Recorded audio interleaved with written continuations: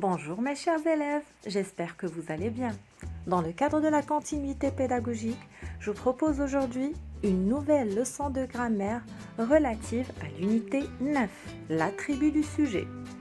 Qu'est-ce qu'un attribut du sujet? Comment l'identifier dans une phrase? Comment l'employer correctement? Et bien évidemment, comment réaliser son accord. Tout un ensemble de questions auxquelles nous répondrons durant cette capsule pédagogique. Je vous dis donc à tout de suite et je compte bien évidemment sur votre niveau de concentration et d'attention. Observons les phrases suivantes. Le vainqueur est Ali. Les habitants deviennent sédentaires. Il demeure un célèbre artiste. Cette revue est la mienne. Au niveau de ces phrases, nous avons essentiellement deux grandes parties, un groupe sujet et un groupe verbal. Je rappelle que le groupe verbal commence à partir du verbe. Dans la première phrase, le vainqueur est Ali. Ali est un nom propre qui a été utilisé pour préciser ou donner plus de précision sur le sujet de la phrase. Qui est le vainqueur? C'est Ali. Ali est un mot attribué au sujet de la phrase par le biais d'un verbe d'état. C'est pour cela que nous l'appelons un attribut du sujet. Donc un attribut du sujet donne des précisions sur le sujet. Il est toujours placé après un verbe d'état. Et vous remarquez bien qu'au niveau des 4 phrases, nous avons utilisé différents verbes d'état. L'auxiliaire être, le verbe devenir, demeurer. La principale distinction entre les 4 phrases est relative à la nature de l'attribut du sujet. Dans la première phrase, l'attribut du sujet est un nom propre, Ali. Si on observe la deuxième phrase, les habitants deviennent sédentaires. Sédentaire est un adjectif qualificatif attribué au sujet de la phrase par le biais du verbe d'état devenir. Au niveau de la troisième phrase, il demeure un célèbre artiste. Un célèbre artiste est un GNE, un groupe nominal enrichi qui a été utilisé comme attribut du sujet pour préciser ou pour donner des précisions sur le sujet de la phrase « il ». Maintenant, pour la quatrième phrase, qui est la mienne? Cette revue. La mienne, rappelez-vous, de la dernière leçon vue en grammaire, les pronoms. Donc là, nous avons utilisé un pronom possessif comme un attribut du sujet pour préciser à qui appartient la revue. À travers ces exemples, mes chers élèves, on retient qu'un attribut du sujet donne des précisions sur le sujet. Il fait partie du groupe verbal, il est toujours placé après un verbe d'état. Être, devenir, paraître, sembler, rester, avoir l'air, demeurer. L'attribut du sujet peut être soit un adjectif qualificatif, un groupe nominal, un nom ou un pronom. L'attribut du sujet ne peut être ni déplacé ni supprimé. Et lorsqu'il s'agit d'un adjectif, il s'accorde en genre et en nombre avec le sujet qui l'accompagne. Suite à l'institutionnalisation de la règle, il est bien nécessaire de passer par une phase de manipulation pour valider la compréhension de la notion étudiée.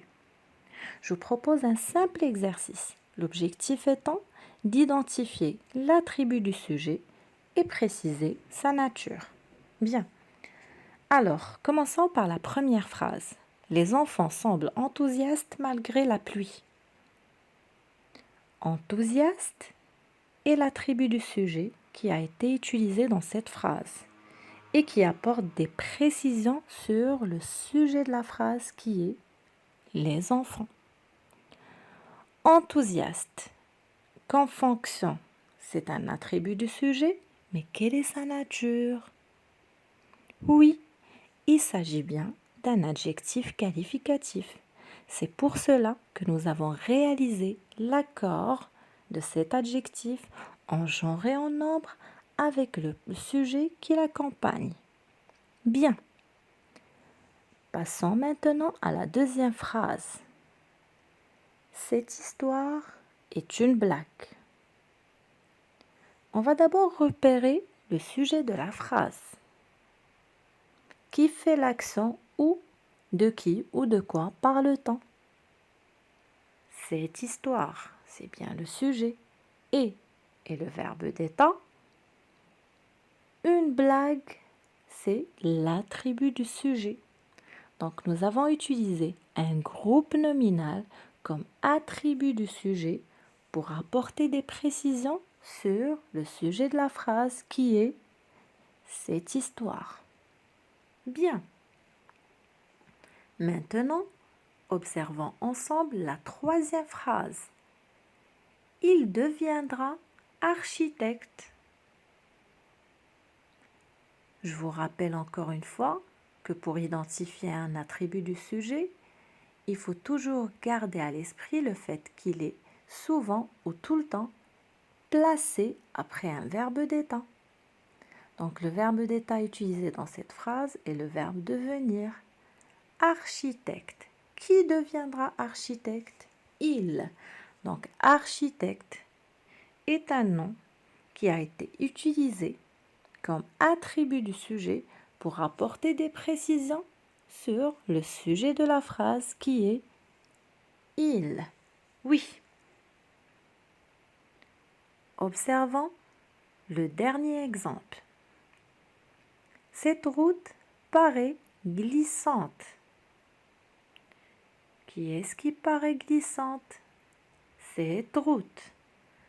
Glissante est un adjectif qualificatif qui a été utilisé ou attribué au sujet de la phrase cette route par le biais d'un verbe d'état, notamment le verbe paraître.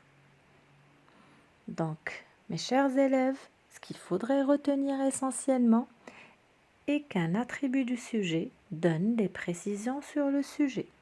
Il est toujours placé après un verbe d'état.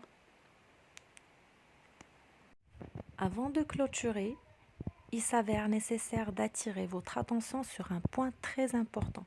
Il ne faudrait jamais confondre un attribut du sujet avec un complément d'objet direct. Je m'explique. Pour vérifier que j'ai bien trouvé l'attribut du sujet, j'imagine qu'il y a un signe égal entre le sujet et le complément. Par complément, je désigne l'attribut. Prenons un simple exemple. Observez la phrase suivante. Il est médecin. Je vais mettre entre médecin et le sujet un signe égal. Et je m'aperçois que cela fonctionne. Ça veut dire que la même phrase ou la phrase a exactement le même sens. Il est médecin, il égale médecin, je n'ai pas changé le sens de la phrase.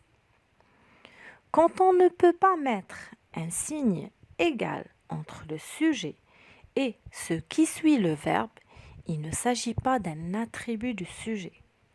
Donc, c'est un point important à retenir. C'est ce qui vous permettra de valider si vous avez bien identifié un attribut du sujet.